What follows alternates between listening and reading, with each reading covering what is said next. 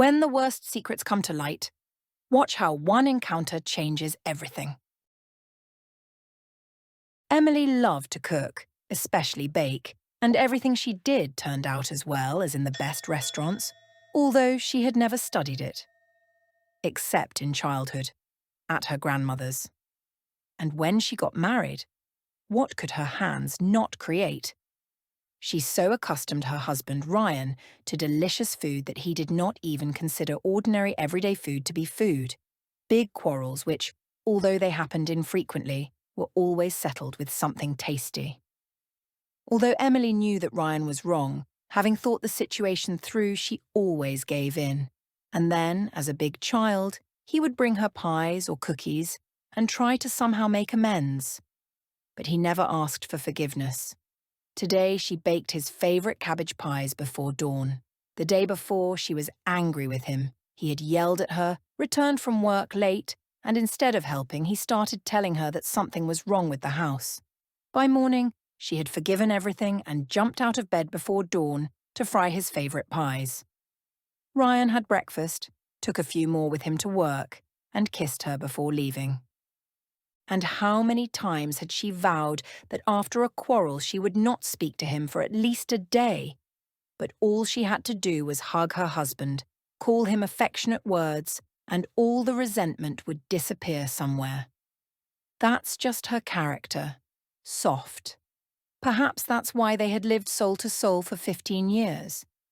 They raised children, took care of the house, and lived quite well.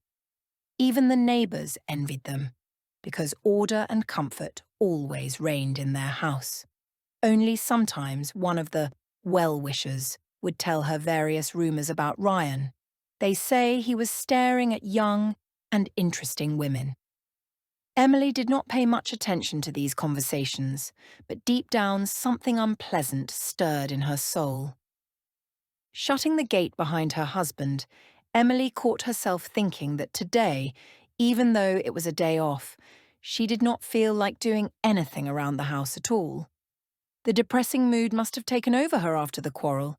She was angry with herself for not being able to talk to him for at least a day. Silly, she thought. She wanted to be alone and she found a reason for that. After the rains, mushrooms had grown in abundance in the forest. People were already taking them to the farmers' markets by the basket, and she had no way to get out. And Ryan had been disappearing at work lately. Leaving the children at home, she took the basket, the bicycle, and went to the forest. The mushrooms seemed to jump to her basket by themselves. Emily was so carried away that she didn't notice when she went too far. She knew the forest well, so she wasn't afraid of getting lost. And only when the sun began to lean towards the sunset did she stop and lie down to rest on the warm edge of the forest. Her body didn't obey, but her soul listened to the forest. It made noise, soothed, lulled her. Whether through sleep or through the rustling of leaves, a quiet, plaintive voice was heard. Help. Not far away, on a hill, a girl was lying half-reclined, sticking out her swollen leg. Her big blue eyes shone with tears of pain and despair. "I got lost," she sobbed. "And then I jumped across the stream. And there, my leg. Oh, how it hurts. I don't know where to go." "Don't cry, I know the way. We'll get out," Emily reassured her, although looking at her swollen knee, she herself couldn't imagine how they would get there. She helped the girl onto the bike rack. "Let my mushrooms lie here, I'll come and pick them up tomorrow." The girl didn't stop crying. It turned out that her name was Lauren and that her town was 12 miles away. She had also come to get mushrooms, and now she had to go out onto the highway, where they were waiting for her. "Why did they leave you here alone? And who did you come with?" "But who knows how to tell you this?" Lauren sighed. "I came with my husband." "With my husband?" Emily was surprised. "But you're so young. Is this your fiancé?" "No, not my fiancé. We've just been dating for 3 years and I love him very much." "And he you?" "And he loves me. But he has a wife. He is so unhappy in this marriage. He doesn't have a woman. He has a real devil.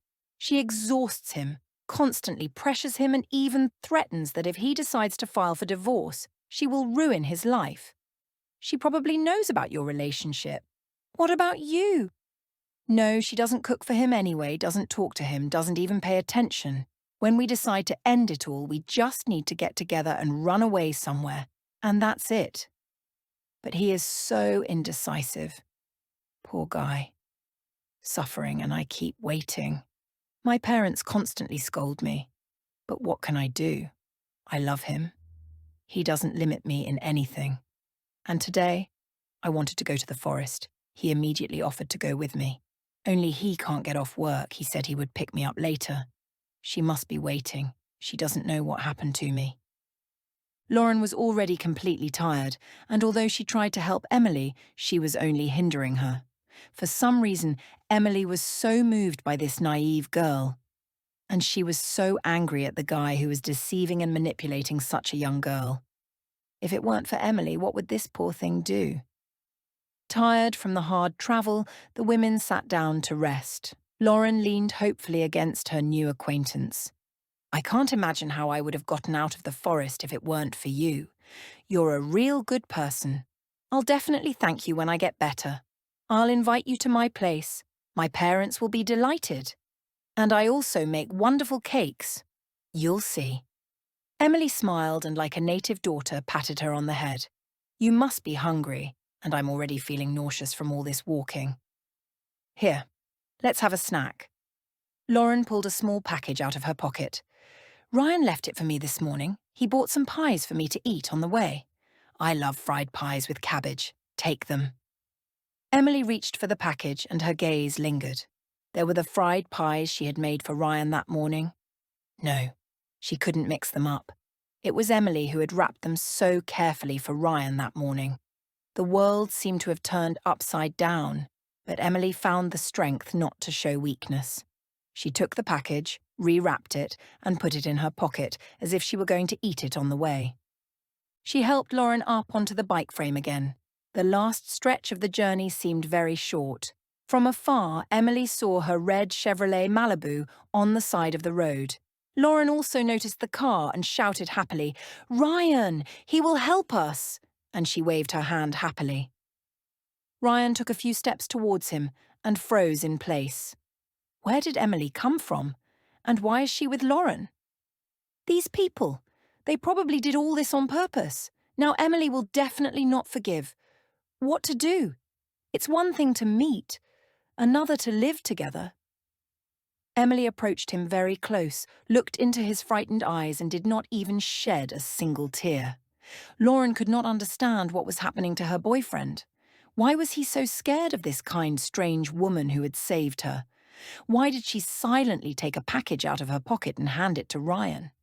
He could not hold the package, and the pies rolled across the grass. Ryan wanted to detain his wife, explain to her. They say the girl asked for a ride to pick mushrooms, she paid, and he helped her. But seeing those same pies, he realized that it was too late to explain anything. Emily came even closer to Lauren and dispelled all her doubts. That devil is me. The girl grabbed the hood of the car with a cry and fell to the ground. Emily quickly jumped over the bike without looking back, pedaled and set off towards the city.